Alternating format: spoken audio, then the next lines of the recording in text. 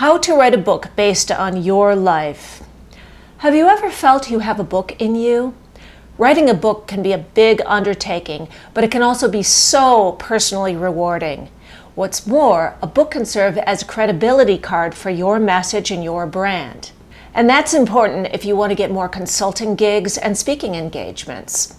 You want a book to sell in the back of the room or to fold into the price of your workshops and sell on your website and on Amazon.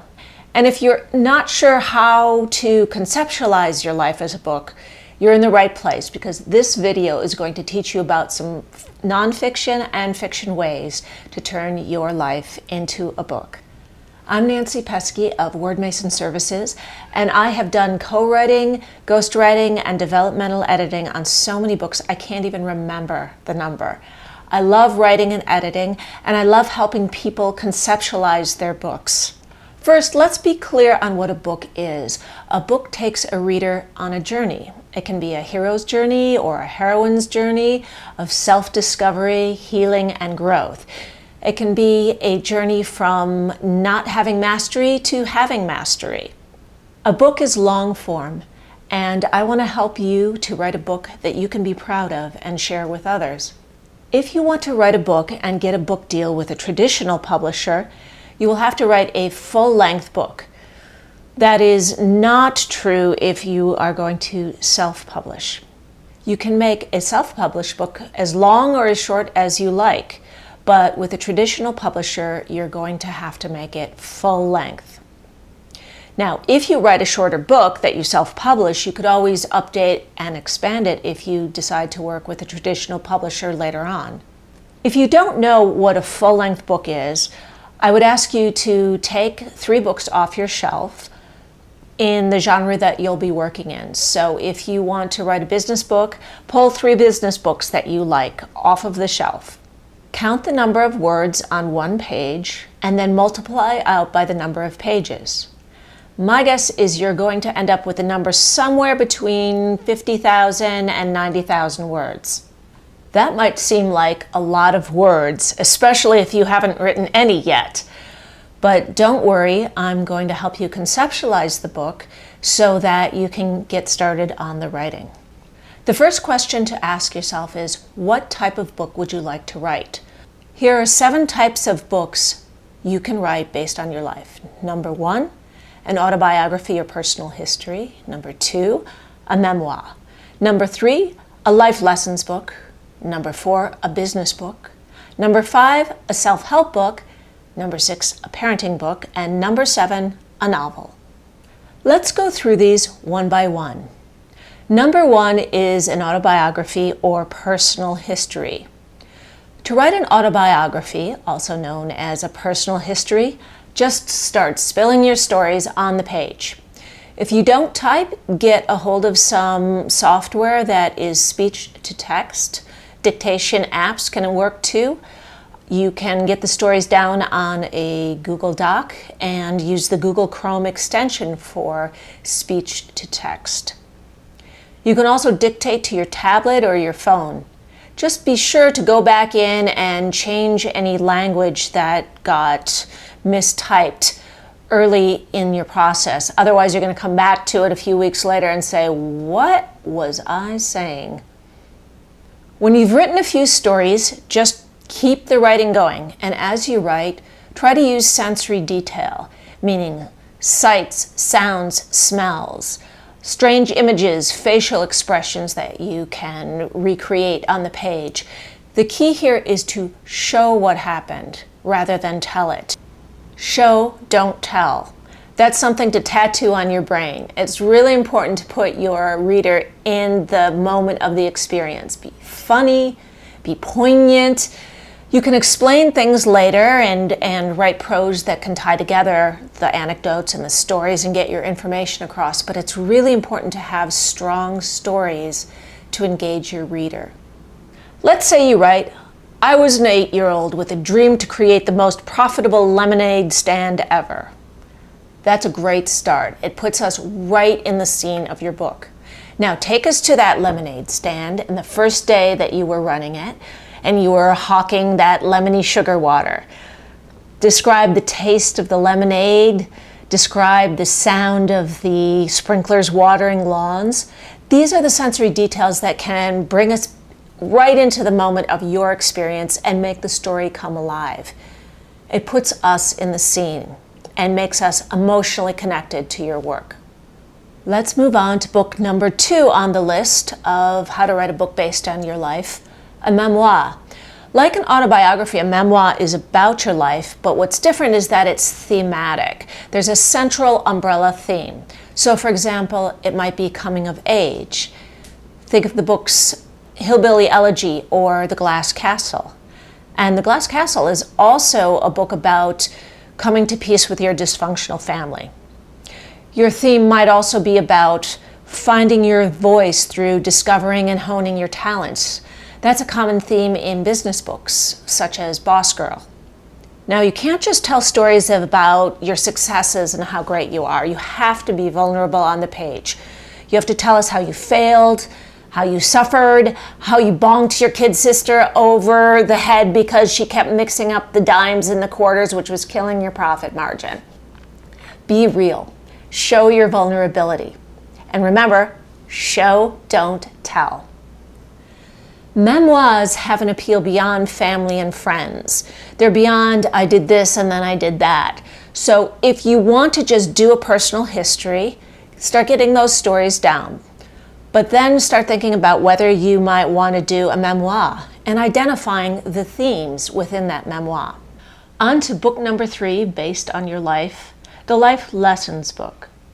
When you've got your stories down and you've started to look at the themes, try to think of them as lessons, as statements. So maybe one of them is, be mindful that risks are worth taking, but they might not work out.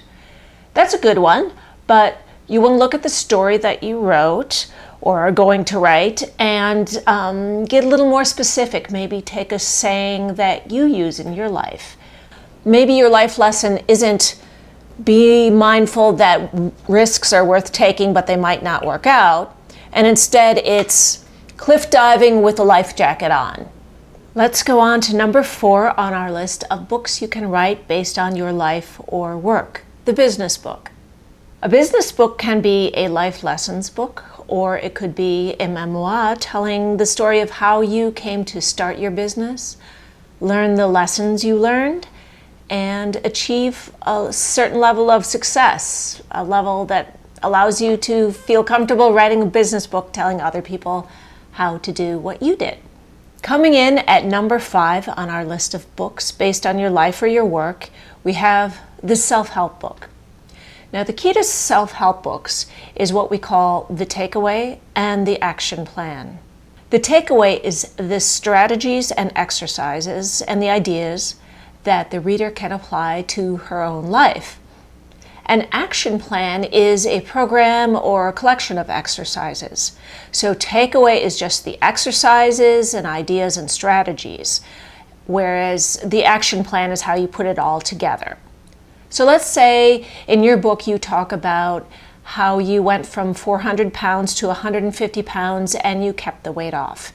Maybe you have a strategy other people can use, like going to the bathroom every morning and looking at your scale, and instead of weighing yourself, you say, I will kick your butt, buddy. And then you don't weigh yourself. Now, if you really did that, write it into the book as a strategy or exercise. That strategy or exercise is part of your takeaway. The action plan is just a collection of exercises and things to do that's organized for the reader.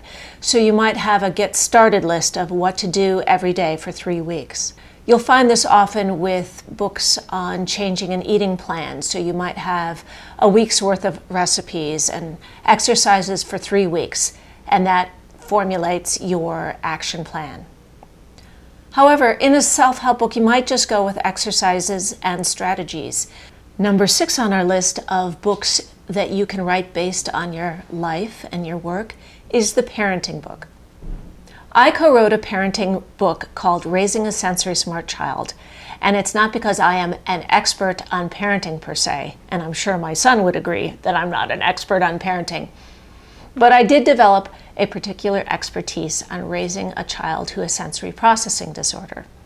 I developed my expertise by interviewing other parents and learning from them, reading many, many books, and working with my co-author, who is an occupational therapist who treats children with sensory issues.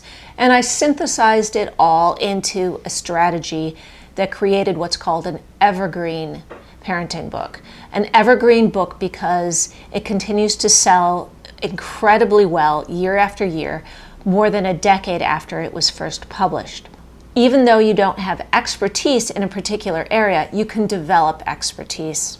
The seventh and final book based on your life would be a novel. Some people talk about fictionalizing their lives, and certainly if you want to turn yourself and people you know into characters, you're in good company. There are many, many autobiographical novels. But as you start to write autobiographical fiction, I think you're going to find that the characters take on a life of their own, which is great. Commercial fiction and genre fiction, like romance novels and mysteries, are easier to sell to a book publisher than literary fiction that is meant to be a work of fine art. If you're going to write fiction based on your life or your work, know what these terms mean: literary fiction, commercial fiction, genre fiction. Read books in these categories to become familiar with their writing conventions.